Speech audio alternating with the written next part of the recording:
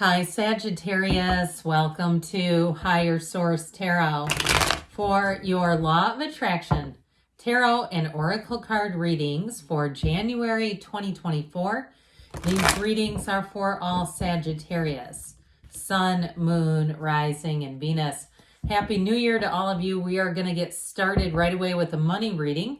But I do want to let you know I have linked a Law of Attraction manifesting series from Eckhart Tolle in the description box below. It is free if you're interested in that one. All right, what advice do you have for Sagittarius, Sun, Moon, Rising, and Venus to attract financial abundance and prosperity? What does Sagittarius need to know about money, please? Okay, 4-card reading with an oracle card to start from the Fortune Oracle here. You've got Plane. I feel like that one has been coming out a bit.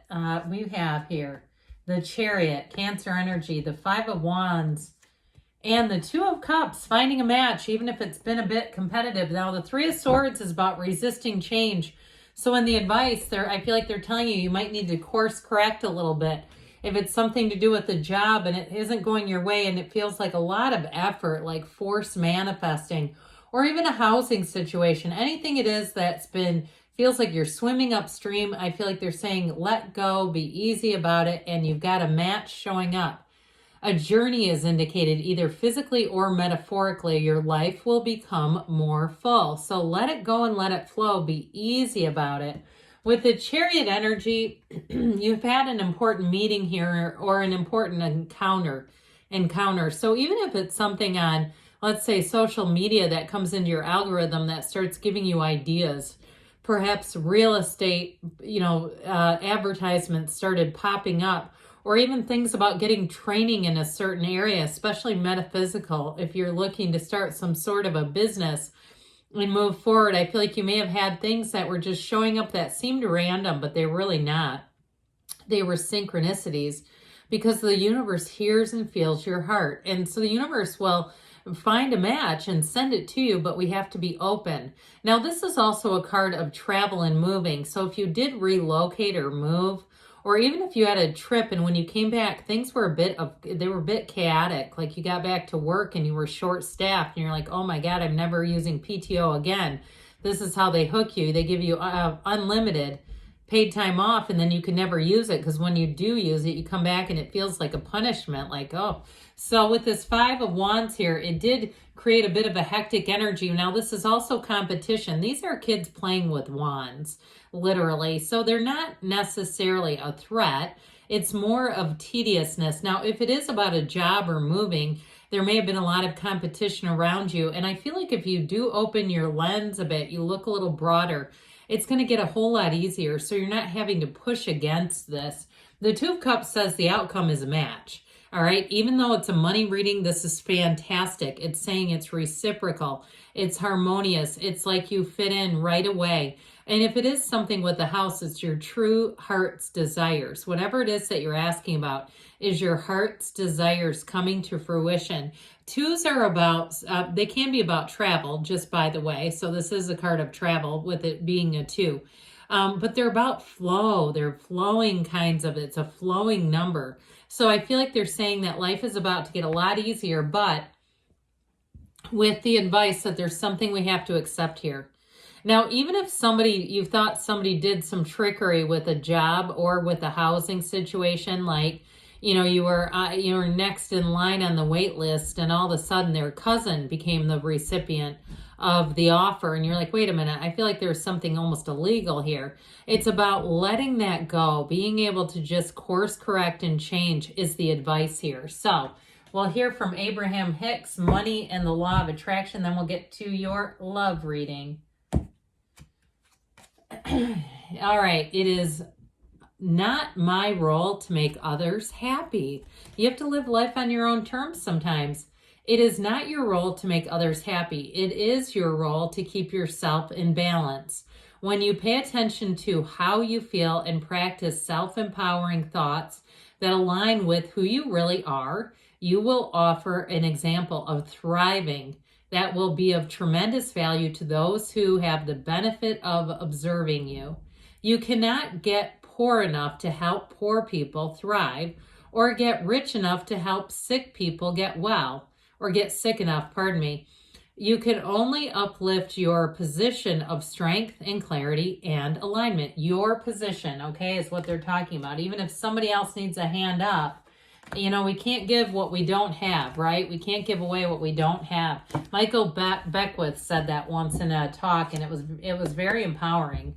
Okay, what advice do you have for Sagittarius, Sun, Moon, Rising, and Venus to attract the love of their lives into their lives, please? We're taking that out because she actually flipped herself around. What messages do you have for Sagittarius about love? That doesn't happen very often, but literally the card turned all the way around. It was kind of crazy. So, needs to be a clarifier. You've got the 7 of Pentacles, the 10 of Pentacles, the 9, 10 of Pentacles. Interesting energy here. Your advice is the Lovers. You've got a match coming in, guys. Very earthy energy. We have Gemini here. We've got fire, but we also have quite a bit of earth. Taurus, Virgo, and Capricorn, as we are in Capricorn season. This may be the season for love. So this is from Louise Hay, Life Loves You. I trust the guidance of the universe. Trust that everything you need to know is being revealed to you in the perfect space-time sequence. So more will be revealed. So I feel like they're trying to tell you the wait is over. Now, if you've been dealing with another matter, a financial matter, and it's just been taking up all of your time, or it was something to do with education where you were studying and training and getting some sort of license, certification, or even a degree, with this energy, it's like your focus is concentrated in one area. And so I feel like as soon as you get to the place of feeling satisfied with that area, that's your time. Or even if you're waiting on a reconciliation, you have a soulmate coming in here. Some might say a twin flame, but with this 7 of Pentacles, I'd also give you too, in terms of the physical body, if you've been targeting some kind of health issue or trying to get yourself into the best shape that you feel good at, confident at, where you want to go out and meet new people. With the 10 of Pentacles, this is an overjoyed energy. It is truly bringing in a match. It's like you're the only 2 people in the universe. You have a true partnership coming in here. Now you have the 9 and 10. They did come out in reverse order, but we've got 78 cards here, and they're together. I mean, really, the 9 is like you've almost made it. The 10 of Pentacles is you have arrived. It is absolute perfection. So I definitely feel like you're attracting a match. And it's also somebody who is financially savvy. They've got their act together. They may work in the business world or do some kind of consulting where they're giving advice and guidance to others. I feel like they definitely are somebody who's bringing their A game, somebody who's leveled up. And I also feel like, too, maybe a Gemini, they'd be a hoot. Somebody who's got a great sense of humor. They know how to turn the work switch off, so they're not constantly in this. Even if they have a business or something they need to do through their phone, I feel like they still try to be respectful about that. And they're not constantly, you know, answering their phone and taking calls while they're in front of you. It's just not who they are. So with this 9 of Pentacles energy, this is the single lady card, but I still am telling you, you're attracting a match. If you're single right now, get yourself out there. The 9 of Pentacles does not sit home. She's a bit of a woman about town. She gets out and about. She's got lots of social invitations, but she feels fantastic. And so when you feel fantastic, people around you take notice. They can't help but notice the energy. So the Lovers is here, and with the Queen of Wands that wanted to make her way into the reading, this is such a great combination. It is you attracting a match. The Lovers is a card of choices, though.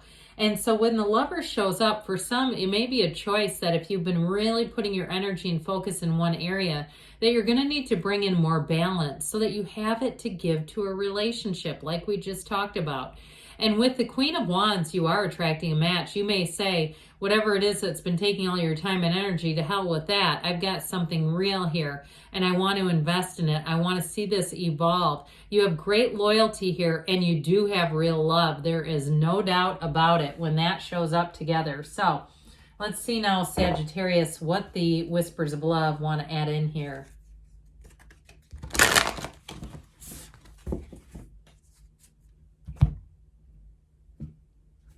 All right, you have take a chance on love. When we love, our lives are changed forever. So again, if you've been focusing on other things because you just haven't been feeling the love, it's time to take a chance on love again. Good things are on the way for you, Sagittarius.